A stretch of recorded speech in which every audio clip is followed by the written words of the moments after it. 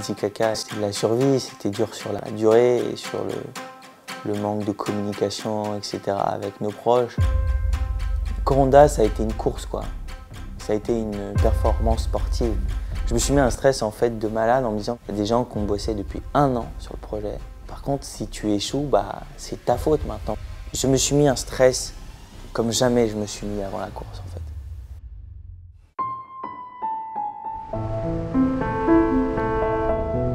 On est arrivé une bonne semaine avant le départ de la course en Argentine. C'était vraiment un plus d'avoir Stéphane comme coach sur cette course parce que forcément quand il participe 8 fois et que tu la gagnes 4 fois, tu as déjà quand même pas mal de connaissances sur le sujet et puis tu as pas mal de connaissances aussi en Argentine. Donc du coup, j'ai été un peu privilégié parce que grâce aux connaissances de Stéphane, on a pu avoir un bateau et aller sur le fleuve, sur le Rio.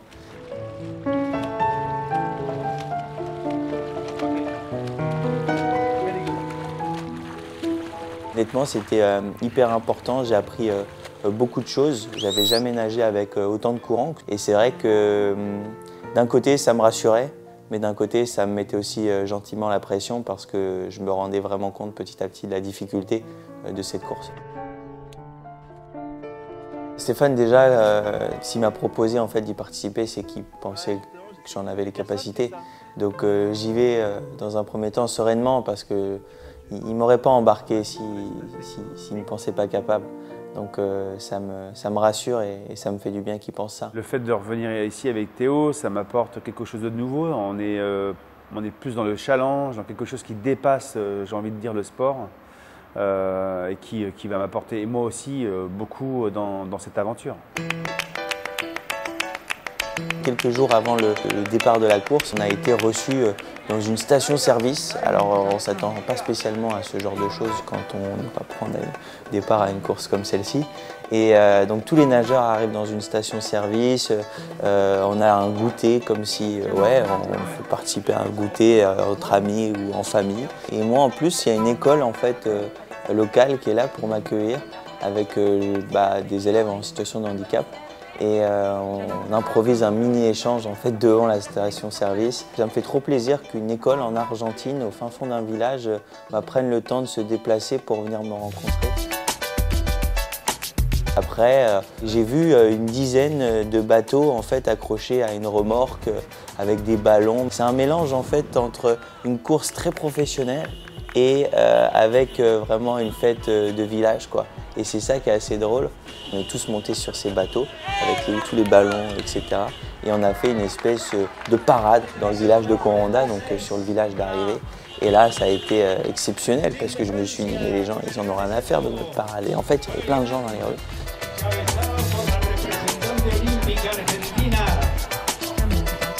Alors juste après ça, il y a eu ce qu'on appelle le sprint avant la grande course. C'était 800 mètres dans la ville de Coronda, dans le fleuve. Et là, du coup, c'est le start. On part tous en même temps. Je pars avec tous les autres participants.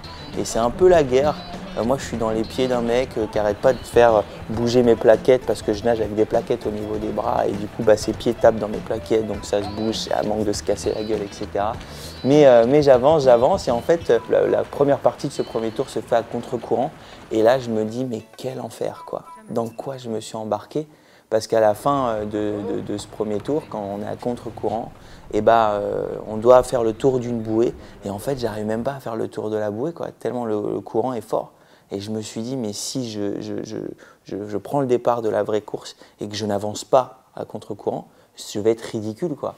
Et bref, je finis mes 2 tours et je fais semblant que tout va bien. Mais honnêtement, je suis un peu sous le choc parce que c'était déjà hyper dur, quoi.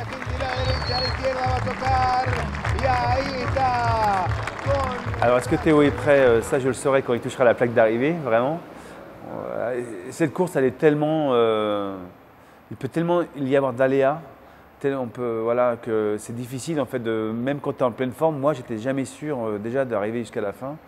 Et pourtant, j'étais bien préparé, je l'avais fait plusieurs fois et à chaque fois, c'était une remise en cause, c'était quelque chose de nouveau. Donc, en tout cas, les capacités mentales, il les a, ça c'est sûr.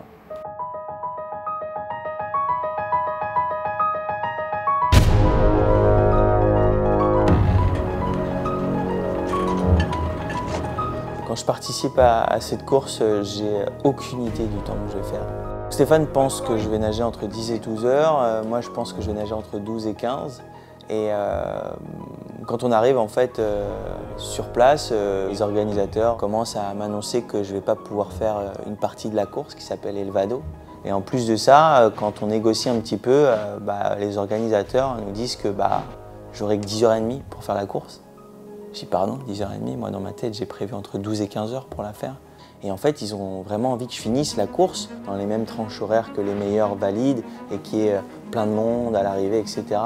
Et là en fait ça me fait encore plus péter un câble quand on me dit ça parce que moi je viens en Argentine pour faire une performance avant tout. Quand les gens, on va dire, pensent que je ne suis pas capable de faire un temps, pensent qu'il va falloir adapter un parcours pour que je puisse aller au bout, et ça me met, on va dire, de l'essence en plus et ça me donne encore plus envie de leur dire qu'ils n'ont pas raison, quoi. Le départ, il est là. Finalement, on a réussi à se mettre d'accord. La seule condition, c'était que je parte 1 heure avant. On se met dans 2 minutes dans l'eau. Mais dans ma tête, après, je me dis, ok, je vais prendre le départ de la course, j'ai eu ce que je voulais, je vais faire El Vado, mais par contre, je vais sûrement pas arriver au bout, quoi. Et ça me fait chier de me dire ça, mais j'y vais et tant pis, et on verra, quoi. Et go!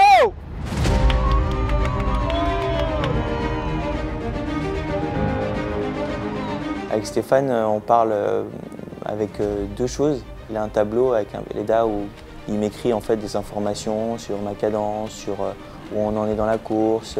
Et puis aussi, il y a une autre manière pour communiquer, c'est pendant les ravitaux. Il arrive à me glisser un mot, il arrive à me dire une phrase qui va me remotiver, qui va me booster. Allez mon gars, allez! Théo il nage à 8 km/h, donc c'est vraiment une très très bonne moyenne avec un gros courant. Toujours personne n'est revenu sur lui. On a un souci, c'est que Théo a mal à l'épaule gauche, donc ça c'est un peu embêtant. C'est un peu le problème là. En fait, cette douleur, ça a été très compliqué pour moi de l'accepter parce qu'elle arrive au bout d'1 heure et demie. 1 heure et demie de course, quoi. C'est tellement tôt. Et dans ma tête, je me mens à moi-même, je me dis que c'est rien, que ça va passer, que c'est pas bien grave. Et en fait, non, 1 heure après, 2 heures après, 3 heures après, j'ai toujours mal, et de plus en plus mal, quoi. 4h30 que Théo nage. Il n'y a toujours aucun nageur valide derrière. Moi, je suis impressionné. Il a nagé vraiment très vite au début. Là, il a pêché, il a eu un mauvais moment et là, ça revient, donc c'est top. Ça me fait trop mal toute la course et j'arrête pas de le dire à Stéphane. Je dis Stéphane, j'ai mal au bras et je sens que lui aussi, il a peur, mais qu'il essaye de le cacher. Et on se ment en fait à nous-mêmes. On se dit non, ça va le faire, ça va le faire. On va essayer un truc. On va essayer d'arriver avant tout le monde. Ce qui a été bouleversant, c'est psychologiquement de se dire je vais abandonner. Rien que de le penser, c'est horrible. Et 3-4 fois, je me dis je vais abandonner. Et je réfléchis en fait à la manière dont je vais le dire. Et à ce moment-là, j'en sais rien. Quand je suis prêt à le dire, je sais pas, Stéphane me dit une phrase ou il écrit une phrase sur le tableau. Et je sais pas, ça me remotive et je repars. Et 3-4 fois, ça me le refait, quoi. Je pense sa fréquence parce que j'ai l'impression qu'il a un petit coup de pompe là. Là, je suis très bas en cadence et à ce moment-là, il m'annonce les premiers, ils sont à 500 mètres. D'un côté, ça me fait un peu chier parce que je me dis, oh là là, ça y est, je vais me faire doubler, j'aime pas ça. Mais d'un côté, je dis, ok, je les attends et puis on va voir ce qui va se passer, quoi. Et là, ils me dépassent, mais j'ai l'impression qu'ils ont des moteurs, en fait. Ils vont tellement vite et je sais pas, je prends un petit pic dans ma fierté. Et je relance, je ne sais pas comment je relance. Et je tiens. Après, ils nagent trop vite, ils ont leurs bras, ils ont leurs jambes. Mais je tiens. Je vois tout le monde s'exciter, je vois le bateau avec Stéphane, il commence à bondir, il commence à péter un câble, il est trop content. Ils sont trop rapides pour moi, mais c'est pas grave, ça me montre qu'il me reste encore un petit peu de jus et ça me rassure, quoi. Après ce mini sprint de 10 minutes, je reprends mon rythme un peu normal où ça me fait mal, donc je pleure dans mes lunettes de souffrance, j'ai vraiment très mal. À ce moment-là, Stéphane il me dit la 3e personne arrive. Et là, pareil, rebolote, c'est reparti, mon instinct de compétiteur reprend le dessus. Comme par hasard, j'ai plus mal à l'épaule, je sens plus rien, je fonce. C'est comme si j'étais complètement mort et que je me relève et que je repars à fond. Théo, il a fait une course de malade.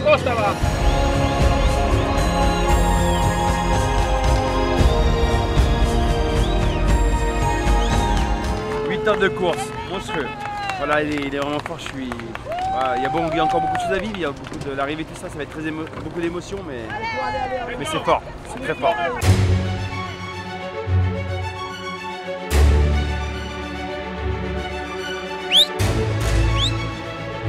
Honnêtement, mais vous ne pouvez pas imaginer la douleur que j'ai eue sur la course. Et déjà, quand je vois la ligne d'arrivée, quand je tourne à la dernière bouée et que je fais peut-être les 300 derniers mètres, je suis en folie dans ma tête parce que je me dis ça y est, ça va se finir, quoi. Parce que cette course, elle m'a fait tellement peur avant, elle m'a fait tellement mal pendant, que quand je vois cette ligne d'arrivée, je me dis stop, je vais toucher cette plaque et ça va me faire du bien.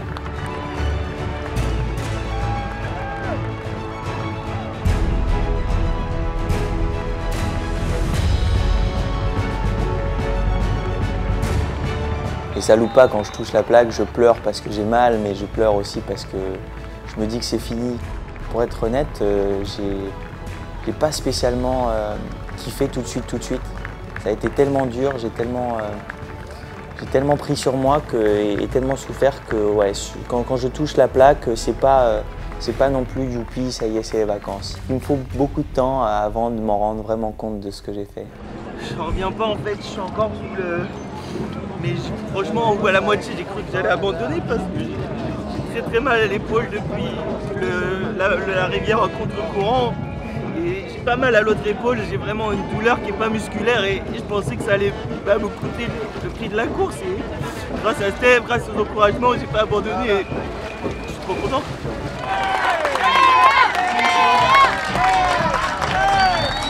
Un des objectifs de participer à cette course, c'était aussi d'envoyer un message à la population en leur disant, vous avez vu, je suis différent, mais j'ai quand même participé à cette course qui est légendaire chez vous. Et quand je sors de l'eau et qu'on m'assassine de photos, de trucs, je me dis, c'est bon, c'est réussi, quoi. On a réussi notre challenge et je suis trop content.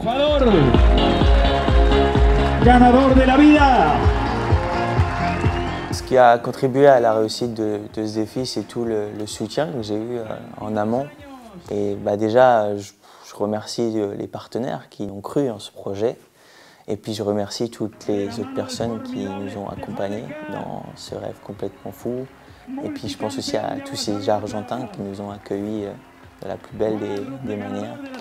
Et puis voilà, c'était complètement fou. Je vous remercie tous et je vous dis à la prochaine aventure. Cuádruple ganador de la Santa Fe Coronda, Estefan, junto a Teo, su equipo.